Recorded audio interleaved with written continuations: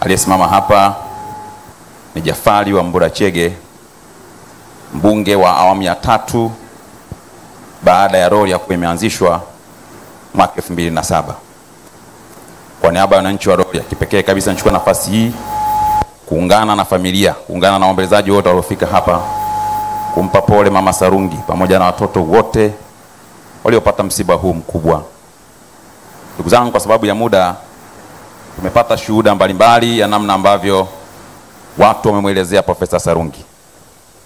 Sisi wananchi wa Rorya, pamoja na mazuri yaliyozungumzwa hapa, kwa muasisi wa taasisi ya mifupa MOI kwa maana Muhimbili pale, lakini na mengine aliyosemwa, kumbukumbu kubwa tulionayo sisi kama wananchi wa Rorya ni kumkumbuka Profesa Sarungi kama muasisi na mwanzilishi wa wilaya ya Rorya, ambao leo hii mimi ni mbunge wake. Wakati akiwa mbunge toka 2000, Rorya imeundwa 2007. Yeye akiwa mbunge, na baada ya hapo akafuata Lameck Kyairo, na mimi ndiye mbunge wa 3 toka Rorya imeundwa.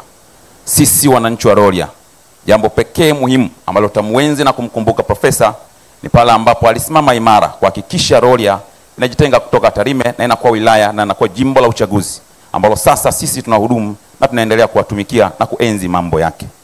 Lakini la pili ambalo natamani tumkumbuke sisi profesa ni kupitia kitabu chake ambacho kimezungumzwa hapa. Kwa bahati nzuri, mimi vitabu vile alinikabidhi vyote. Jambo kubwa ambalo amelizungumza pamoja na mengine mengi yaliyozungumzwa hapa ni historia ya Rorya, muundo wa aina ya wananchi wanaoiunda Rorya. Kwa msisitizo mkubwa amekuwa akisema Rorya inaundwa na makabila mawili. Inaundwa na Wasuba na inaundwa na Wajaruo.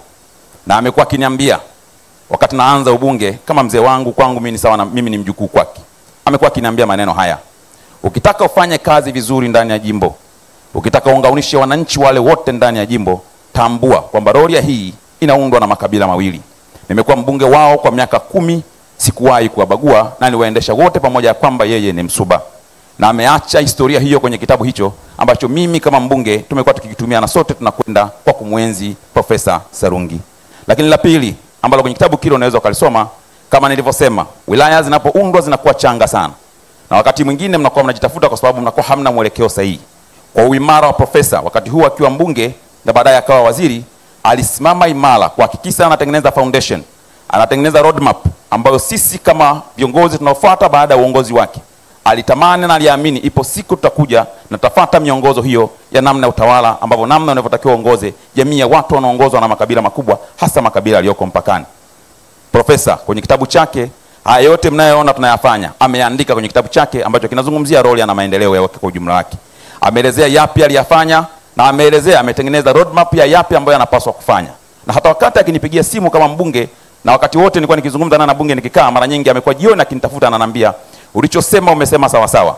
Umezungumza niliyoyafanya mimi, lakini haya hayapaswi kuzungumzwa. Nenda zungumza yale ambayo bado yanahitajika kufanyika kwa wananchi wa Rorya. Soma kitabu changu, tazama yale ambayo nimeyasema kama projection ya namna ya Rorya inavyotakiwa kuundwa, kwa sababu nimetengeneza base ambayo naamini unaweza ukaifuata. Ndugu zangu wananchi na waombolezaji, mimi kama kijana, mimi kama mbunge, nimekuwa nikifanya kazi kwa kutambua misingi hiyo ya muasisi wa Rorya ambaye ametengeneza foundation ya sisi kuifuata, na ndio maana Rorya leo tunakwenda vizuri. Kwa kumalizia, niwaombe sana ndugu zangu wananchi wa Rorya, tuendelee kumwenzi profesa. Tusimame na yeye pamoja na kwamba hayupo, lakini maneno yake bado yanaishi. Uongozi wake bado unaishi. Tukusikamane sote kwa pamoja kwa kutambua hilo, kwa sababu ndio msingi imara wa kuimarisha usimamo wetu na msingi imara wa kutengeneza umoja sisi kama wana Rorya. Asanteni sana. Mwenyezi Mungu awabariki. Asante sana. Asante sana Mheshimiwa Jafari.